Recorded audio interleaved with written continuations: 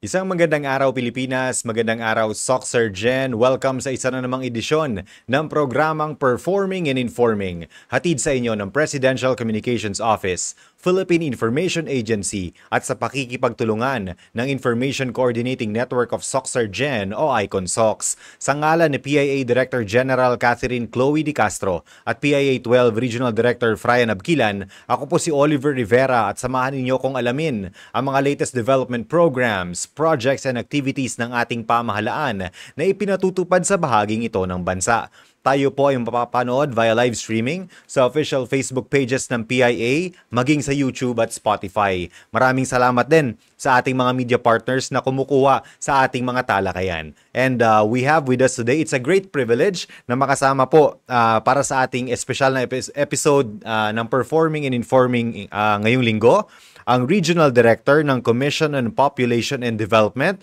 Let us all welcome RD Desiree Concepcion Garganyan. RD, good morning. Ang inyong pagbati po sa ating mga manonood. Good morning, Oliver, and good morning at masayang pamilya po sa lahat ng mga manonood ng programang ito.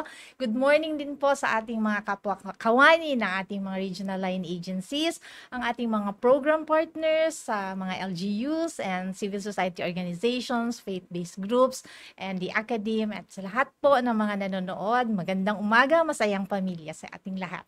Opo, RD, yung last natin na guesting, previous andun pa kayo sa Cotabato City, Popcom pa ba yun? And then ngayon, CPD na? To give our viewers an overview, yung difference ni Popcom and CPD, baka pwede natin pasadahan, RD. Yes, oo. Nung last time na nandun tayo sa studio ninyo, Opo. pinag-usapan natin yung rebranding, no? Yeah. Kasi for the longest time, simula nung bata ako actually, Oliver, no?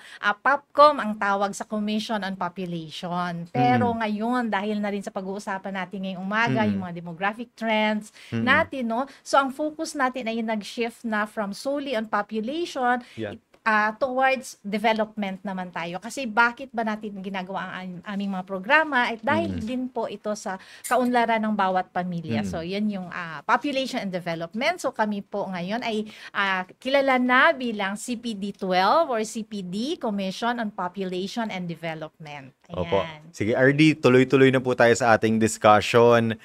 Kakalabas lang po or kaka-announce lang ng ating presidente the previous month na ang official na population na gagamitin ng ating bansa is yung based dun sa July 2024 Census of Population na isinagawa po ng Philippine Statistics Authority or PSA. Ano po yung mga demographic trends natin dito sa ating rehiyon po, RD?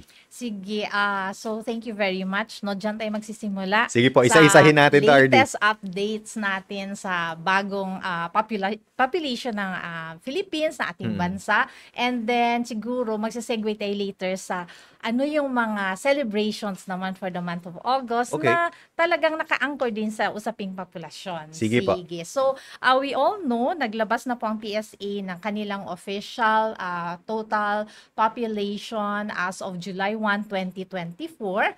And based din nga sa kanilang press release, tayo ngayon ay nasa 112,729,484 kadami na po sa Pilipinas as of 1st July 2024. So, tanongin natin, dumami ba tayo? Yeah. No? Tanong mo, Sir Oliver. So, ang last po na total population na kinuha ay noong 2020. So, in the span of 5 years or 4 years, tayo ay nag-increase ng around 3.69 million po. From tayo ay noon ay 109.04 million in 2024. Based din po iyan sa PSA data. So, nag-increase tayo ng 3.69. Ngayon, dito sa Soxergen, Okay, yun, national yun na data, RD. national data. Ngayon, Buong Pilipinas yun, Opo. 112 million. No?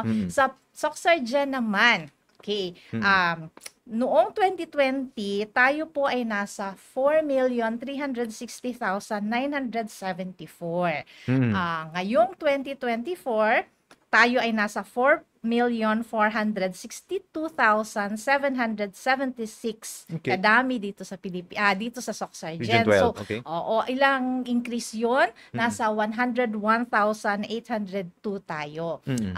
Gusto ko lang i-point out, Sir Oliver, Yes po. na itong 4.3 million in 2020 and then to 4.4 million, Yeah. ito po ay bago ng population count, meaning hindi na po kasali dito ang Cotabato City and yun po mga barangay in Cotabato Province na SGA. Oo. SGAs na kasama na po sila sa region ng BARM. Okay. So, na-transfer na yung data nila doon. Kasi dati 4.9 yung counting natin, kasama pa sila noong 2020. So, yun na po, nasa 4.4 million na po tayo kadami dito sa Soc-Sargen. Opo. Baba naman tayo, RD, per province po. Okay, so siguro baka kulang na yung time. I-point out ko na lang, no, na dito sa atin sa Soc-Sargen, ang pinaka-populous na region, ang pinakamaraming tao dito ay nasa Cotabato Province. Yeah. Ito ay nasa 1,286,142.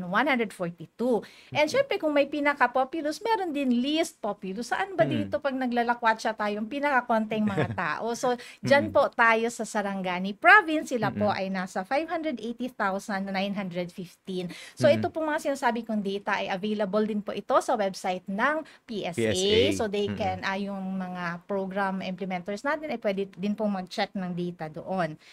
Okay. Opo. RD, tapos merong slowdown in population growth rate sa region? Yes. Actually, sa buong Pilipinas, nag-slow down yung ating population growth rate. No? PGR. Yung PGR. Okay. Oo, yan yung births minus deaths over migration. No? So, basta yan yung parang pagdami ng ating mabilis ba? Kasi noong panahon, siguro after the war, marami ang concept ng mga tao, magpadami tayo. Yes. So mabilis Go mabilis forth yung and multiply. paakyat. Oo. Ngayon, ang base sa data natin, nag-slow down na siya so that kung tingnan natin ang data natin, yung population growth rate noong 2015 to 2020 ay Okay. nasa 1.55%. Ngayon, 2020 to 2024, nakita na nasa 0.55% lang for our region. So, sa region natin to. Meaning, nag-slow down talaga siya. So, buong country and even in our region, nag-slow down siya. Tanong dyan, kung nag-slow down, kukunti na ba tayo, Sir Yes. Oliver? Diba? Oo. Yan ang tanong. Dahil malaki din naman ang population base natin sa ating bansa, it Okay. means mag-continue pa tayong dadami. Kasi sabi na, nag-slow down, bakit naman tayo umabot ng 112 from 109 million? Continue pa din naman siya kasi may mga births pa tayo. Pero hindi na ganun kabilis, na ganun kadami ang madadagdag bawat taon. Yun. So, yun yung slowing down of the population growth rate. And then, ano yung mga possible reasons, RD, nung pag-slow down nung ating growth rate? Sabi nila, gumaganda na rin yung ating pag-implement ng mga programs for reproductive health, yung ating pagsulong ng ating advocacies, and pagbigay ng correct information sa mga couples na yung benefits ng family planning. And then, may study din isang study published by Abrigo in 2022 na sinasabi nila doon na gumanda na din daw yung kondisyon ng buhay ng Pilipino in general. So, may mga ganun. Pero, ang gusto ko na i-point out, no, even if dito sa atin nag-slow down na, tandaan lang natin na based din sa mga data natin, yung mga kababaihan, ang kanilang total fertility, no, ang average na number of children or anak na isang babae dito sa Soc-Sargen ay sobra pa ng isa sa gusto niya. For example, sa latest data natin sa National Demographic Health Survey, sinasabi ng mga kababaihan dito sa Soc-Sargen, no, women of reproductive age, no, na gusto nila ay 2 anak na lang. But ang data natin nasa 2.5 pa yung actual number of children. That's why sobra pa ng isa yung sinasabi ko. Ganyan. RD, factor din ba yung mortality rate during the pandemic? Yes, Mm. oo. Yung pag-slow down ng ating population growth rate ay dahil maaari din Mm. na dahil sa mga mortalities nung COVID pandemic. And sa buong bansa, meron ding mga migration patterns, lalo na sa ibang regions na Mm. naka-affect doon. Mm. So, yun yung mga reasons din na sinight ng Mm. PSA. Opo.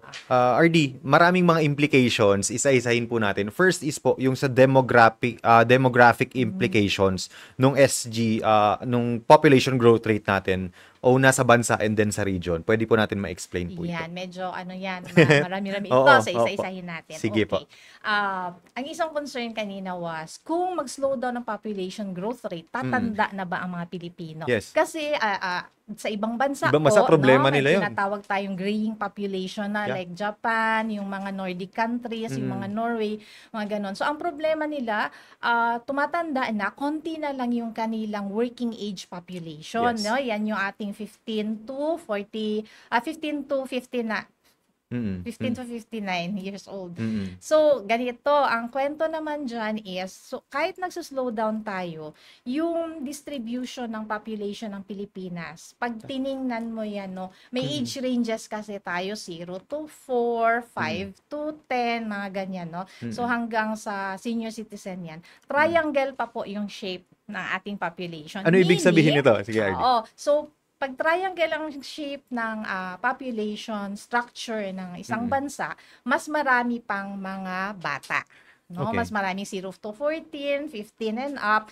And konti pa lang, nasa tip pa lang yung mga matatanda. So, hinihintay namin yung regional data din for this, no? Kasi ang meron pa kami is 2020, masasabi natin nasa 4.4% ang ating mga aging population. So, medyo maliit pa yun. Okay pa tayo. Okay pa tayo. Ngayon, ang importante dyan, pag tinignan natin yung working population na sabi ko kanina, marami tayong potential for economic acceleration. Yes. No? Kasi marami tayong mga Pilipino, even here in Sorsogon, working age. Yeah. Kaso, may trabaho ba?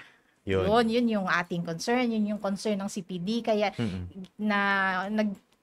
umiingay kami dyan. We're making noise na to our LCEs when we go to the municipalities, to the LGUs, no, na it's okay kasi minsan merong magsasabi na ayaw namin kumonte ang population kasi yung aming nata. Sabi namin, okay lang po. Kung gusto ninyo, basta na ma-manage niyo inyong population, ang importante, yung mga kabataan, meron sila education, 'di ba? May trabaho. Yung mga working age, may trabaho. trabaho. Kasi ang isang concern naman dyan is isa ding implication for policy, yung urban and rural. Yeah. Kasi sa last data namin, nasa 55% na yung movement to urban. Ibig Okay. sabihin yan, sir, mas more than half na pumupunta sa urban. And kapag mas marami ng mga Sorsogenons magsisiksikan like sa Jensan, ang ating Coronadal. highly urbanized, ang Coronadal, maybe hahabol ng Tacorong, yung planning naman Yeah. for these LGUs ang madidrain naman yung resources nila kasi ang dami ng tao. Merong implications din yan sa environmental sanitation. And pag sinabi natin sa environmental sanitation, health na naman yung isang tatamaan dyan. So, ang isang policy implication din dyan is sana magkaroon ng magagandang policies sa pag-create ng economic opportunities sa urban. Protecting the urban areas environmentally and then ensuring na meron ding trabaho yung mga tao doon sa rural para hindi na sila kailangang umalis pa sa kanilang provinces. Like ako personally, sir, nagpunta ako ng Manila before. Yeah. Doon ako nagtrabaho in my youth. So, yung mga ganon. Kasi wala akong Andun yung work opportunities. na makuha. Oo, Okay. pero ngayon, so, gumanda na rin ang ating region no, in terms of economic opportunities. Pero sana mas dumami pang opportunities. So, yan yung economic implications. Ang next naman, still looking at working age population, no, si Madami. Sana gumanda pa ang ating mga health policies and programs kasi it's very important na napoprotektahan natin yung kalusugan ng mga nagtatrabaho. Bakit, Sir Oliver? Sige. Pag lagi tayong may sakit, Yeah. syempre, affected yung income din natin, affected yung productivity din ng office natin, collectively, no? Overall, yung economic opportunity sana and potential ng isang region. Kung sakitin ang nakararami sa mga manggagawa niya, paano natin masulong? So, maganda na meron na tayong universal healthcare na ini-implement na ng DOH and ng mga partners, no?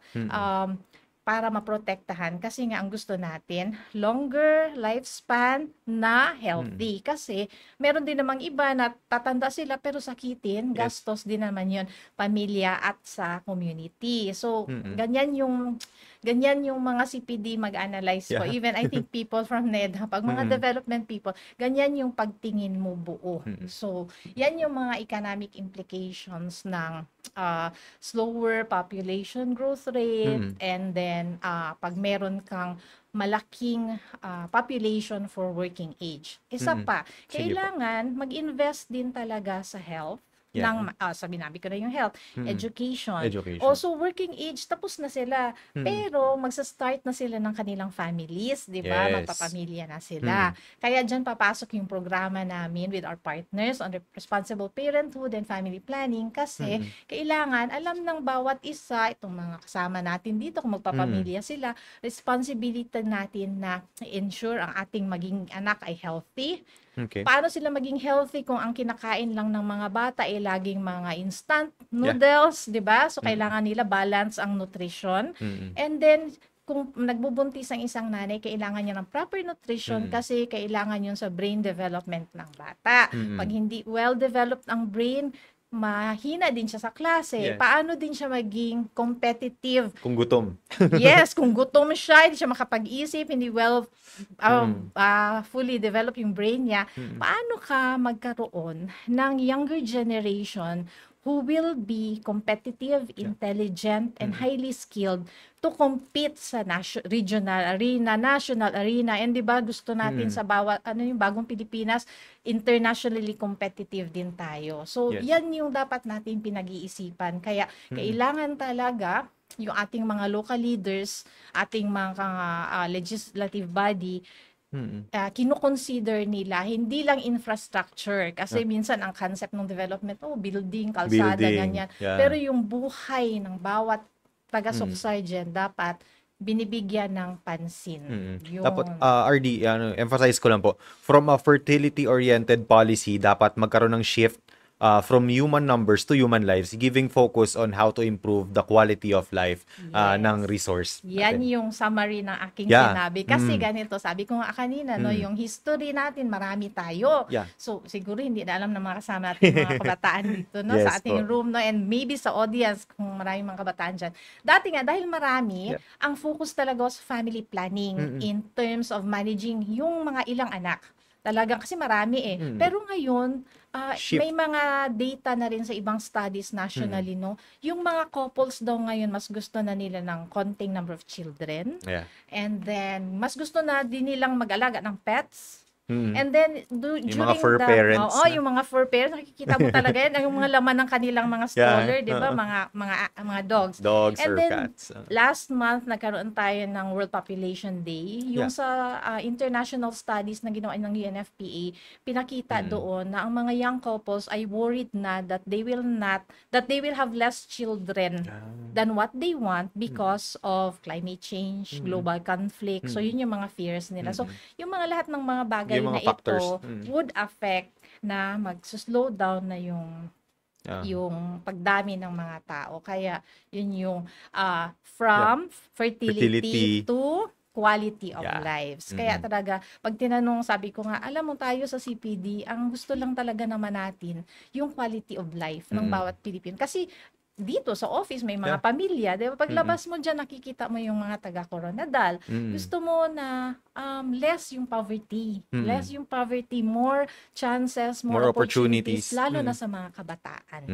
Opo, RD, na-mention na po ninyo kanina, meron po tayong sineselebrate na National Family Planning Month. Ano po ang ang role nito or kahalagahan nito sa ating mga residente po, especially dito po sa ating rehiyon? Yes, yun na. Isa Oo, na ipapasok diretso mo na tayo sa natin isang doon. Opo. Oo, kasi August, alam niyo po, para Mm. sa mga nakikinig, nanonood, ang August po ay talagang National Family Planning Month. Hindi Yeah. lang yan siya National Family Planning Day, but it is a National Buong Family buwan. Planning Month. Sige Oo, po. ito ay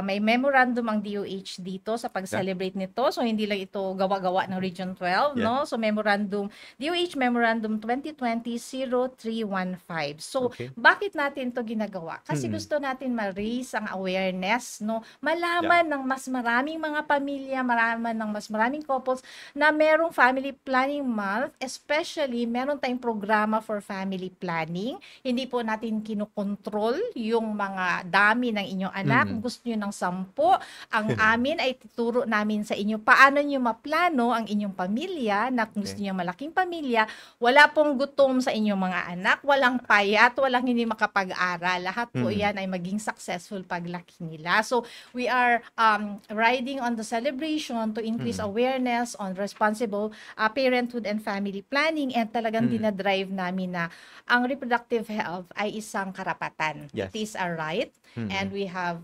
have to have informed choices. So, bago ka magkaroon ng informed choice, kailangan natin ng correct information. Yeah. Well-informed ka dapat. Kasi marami ding mga misconception, mga fake news patungkol sa mga different ways of planning your family. So, sabihin nila dyan, magkakasakit ka kung may iniinom ka, yung mga ganun. So, meron tayong correct information para plan. Yun.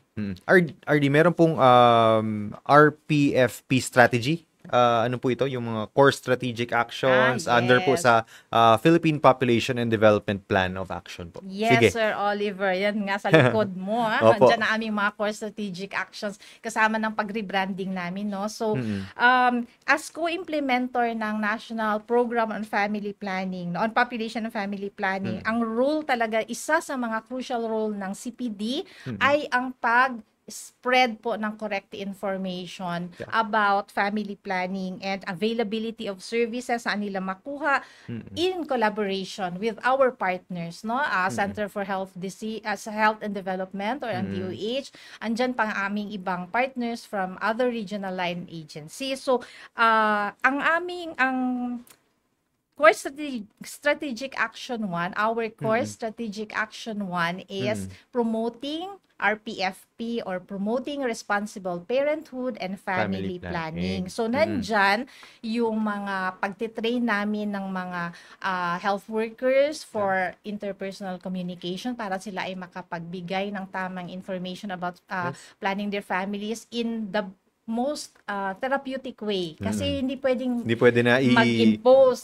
impose mo sa mga So, pinitrain natin yan. At the same time, yung mga partners natin sa LGUs, meron po tayong population offices sa ating provincial and city levels, no. Meron din po silang demand generation activities. Pumupunta sila sa mga bahay-bahay at nagbibigay din sila ng correct information.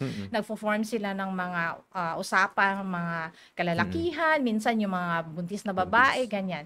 All na mga forms of correct information dissemination. Tapos, maliban dyan, ang CPD din ay nagtutulong sa pag-ensure na ang mga health facilities ay merong family planning commodities, sir. Kasi hindi naman pwedeng pupunta ka ng bahay, sasabihin mo sa mag-asawa, ito po yung mga ways of planning your family. Tapos, matapos mo silang, pinagana, wala naman silang aabutan o hindi nila alam saan pupunta, di ba? So, yun. Kailangan meron. And we are really ensuring na may yung role namin dyan sa pag-distribute ng family planning commodities ay nandyan every year in strong collaboration and partnership with DOH. So, alam nila yan, parang sila magsasabi na ito yung mga allocation sa mga facilities, and then ihahatid namin doon yung mga stocks. So, yan.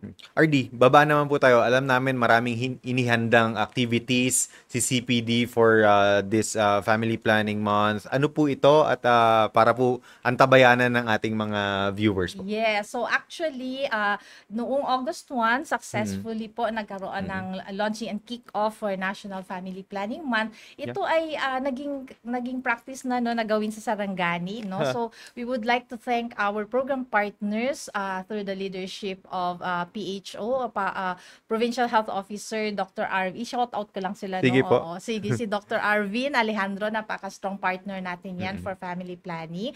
And then also, meron tayong CSO na napaka-active din talaga sa pag-implement ng program.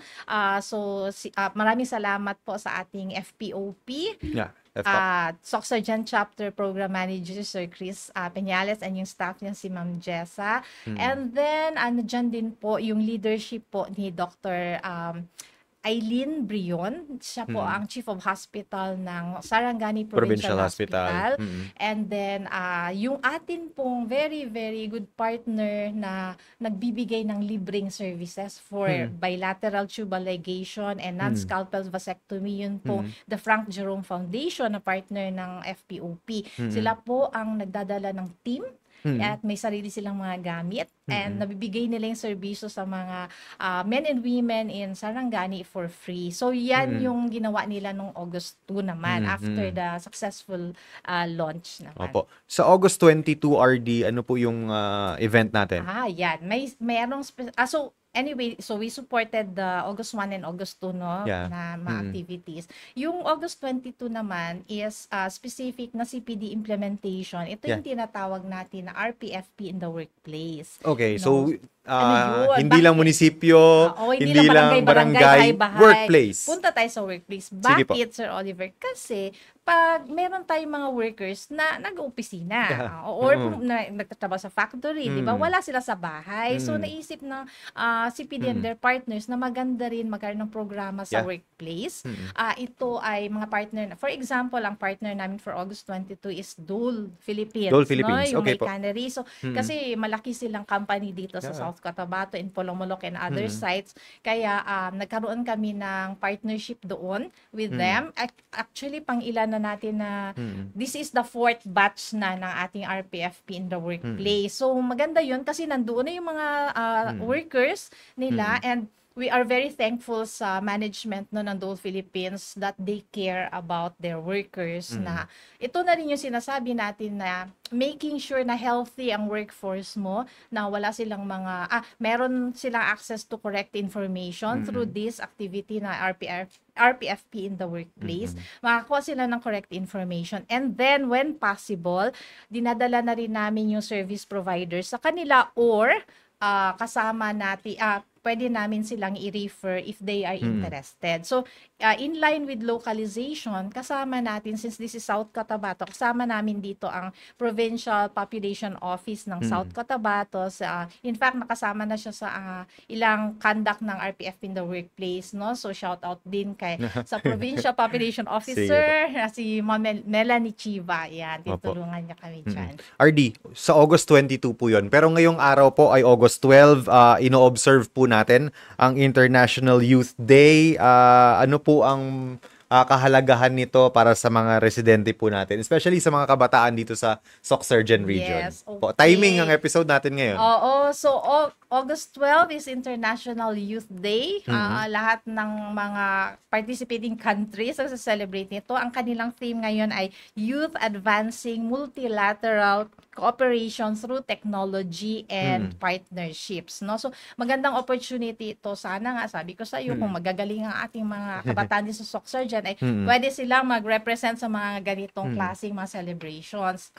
Kami naman sa CPD, ang aming, we are taking this opportunity na itong celebration ito today, i-highlight pa rin natin yung persisting population development issue natin na adolescent teenage pregnancy, Sir Oliver. May data tayo nito, RD. Yes, may data tayo dyan. Bisitahin natin ha. Kasi ganito. Sige po. Ang data natin dito ay galing una sa National Demographic Health Survey na kinundak noong 2022. No? Naglabas sila ng data, ng results na actually, SOCSARGEN ang pinakamataas na merong kaso ng early pregnancies and motherhood para sa mga batang babaeng age 15 to 24. Okay. So, 21.6% tayo dyan. Ang dami. Maraming 15 to 24. Pag isipin mo, 15, 16, 17, nag-aaral pa yan hanggang bang graduation ngayon, 20, Junior 21. high, senior high. Tama bang nagbubuntis na sila at nagpapamilya? So, ang mangyayari na naman dyan, baka mag-stop sila, maka-curtail naman yung kanilang pagtatapos na eskwela at yung economic opportunities na naman problem natin dyan. So, yan yon. Ngayon, pag tingnan naman natin ang data naman, Sir Oliver, yung PSA, CRVS na tinatawag, no? Na data. Civil registration and vital statistics. Naka-record dyan yung mga live births ng mga kababaihan. Makukuha natin dyan yung data ng mga live births na registered sa mga 10 to 19 years old. Okay, so anong scenario natin dyan?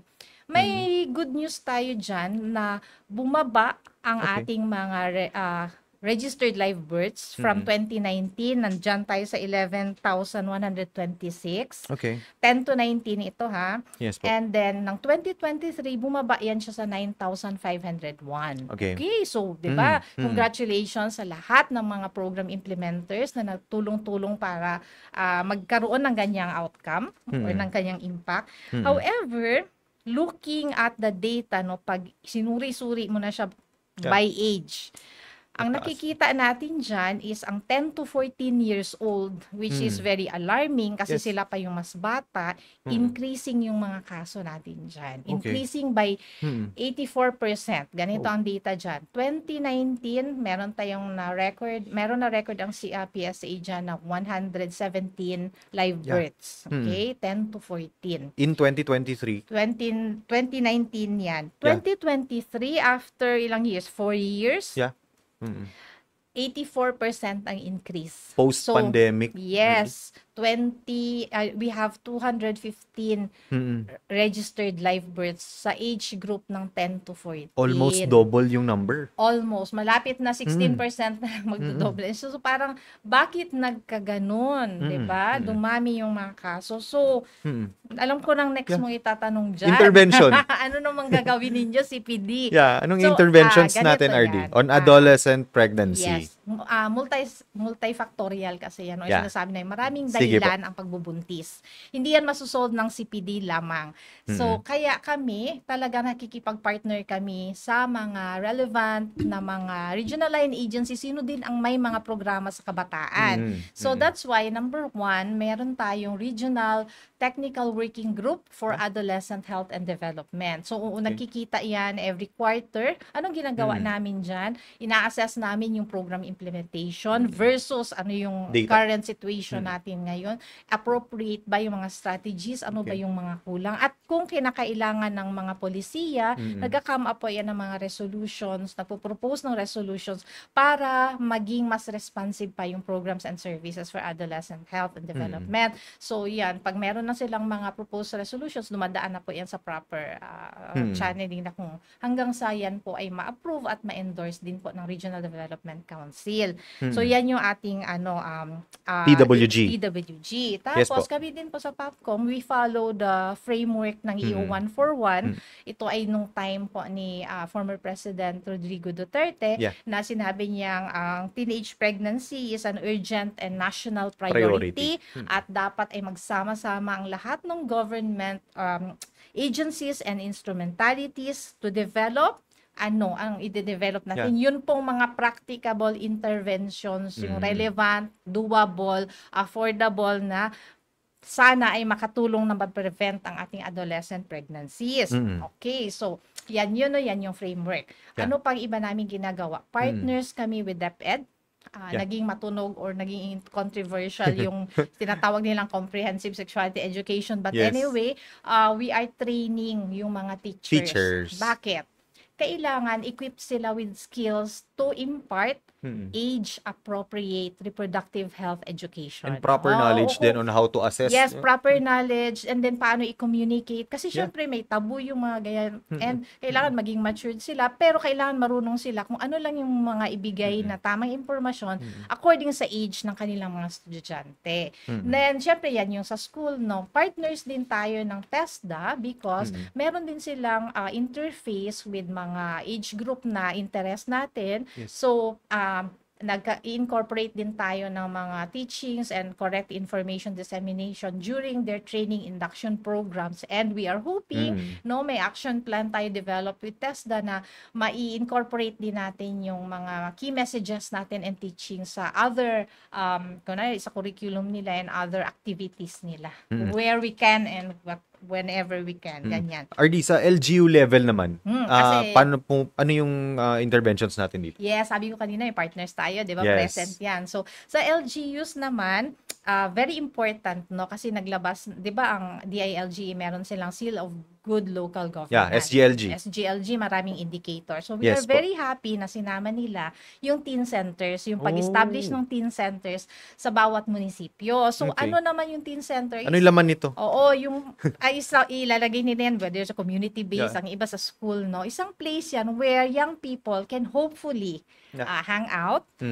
Yung pwede silang tumambay doon. Pero at the same time, hindi masasayang yung oras nila kasi kung ano man yung mga current issues ng mga kabataan, adolescents, puberty, yung mga nadidinig nila sa social media, pwede silang makakuha ng correct information doon. So, hopefully, kaya dapat yung ating mga teen centers po ay functional meron dapat din pong tao doon na equip din po na mag-handle ng mga tumatambay doon na kabataan. Hindi lang during assessment. Oo, hindi Deferred lang pa during naman ng assessment. SGLG this year, RD. Yes. Minomonitor Pero, natin to, RD. Oo, nag-update sila sa ating Regional Social Development Committee, nag-update sila. And then, hopefully this time na nag-defer sila ay tinitignan nila, sinastudy nila paano pa i-level up naman yung mga indicator. So, ang anong role ng CPD, nagbibigay tayo ng technical assistance for that para to ensure yung sa amin mong functionality. Aside from that, kasi pag may teen centers, meron kang facility. Pero Sir Oliver, may mga pangailangan yung kabataan. Yes. Diba?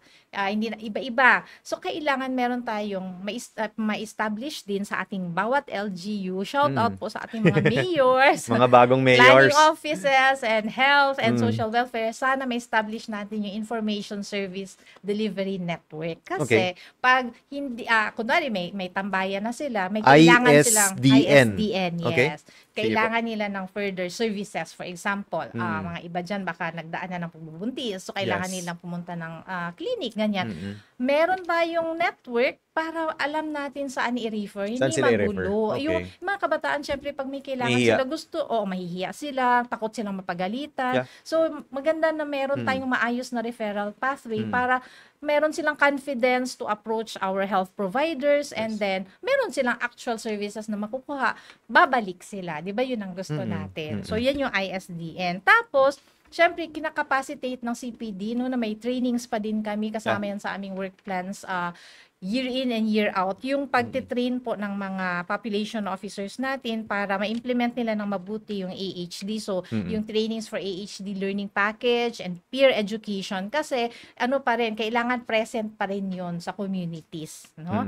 Okay, so ang LGUs natin on their own, they also report to us yung mga accomplishments nila. May sarili silang mga dinesign na programs. For example, ang PPO South Cotabato, they have RACRAS, is Responsible Adolescent Campaign through Responsible Adolescent Seminar. So, din yan, yung tinatawag nating demand generation activities, ensuring yung diffusion ng correct information sa mga kabataan. So, meron na AHD Forum, U4U, and kasama din po yung mga partnerships sa efforts ng may mga orientations para sa RA 11596, yung prohibiting the early and arranged marriages. Opo, previous episodes namin sa Performing and Informing, nag-guest natin ang Commission on Human Rights. Nagpalabas sila ng policy advisory on child marriage. Dapat ang mga LGUs natin ay equipped sa kaalaman dito sa batas na ito, RD. Yes. Sana magkangipin siya, talagang makatulong siya, especially for curbing adolescent pregnancies kasi diyan din nangyayari yan.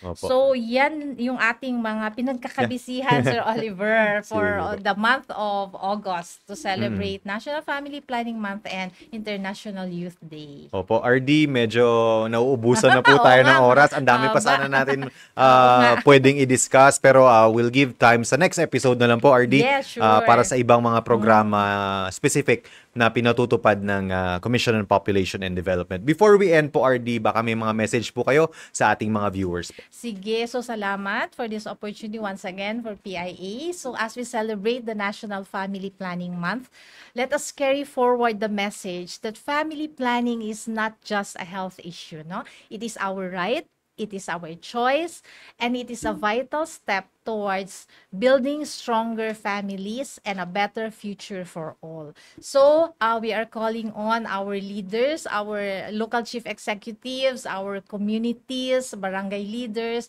program partners, every Soxargenon. No, let us continue advocating for informed choices, yung mga support natin for funding so that there will always be access to sexual and reproductive health services, at tayo mga program implementers, let us continue to ensure that programs are inclusive, that no one is left behind.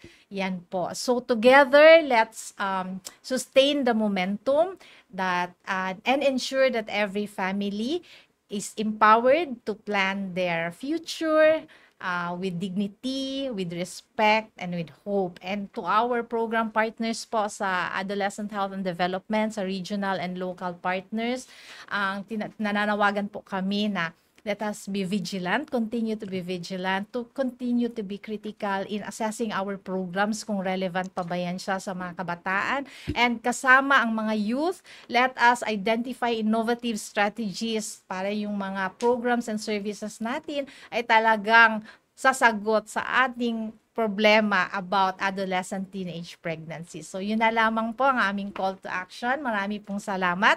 Masayang pamilya, and rise Soxargen.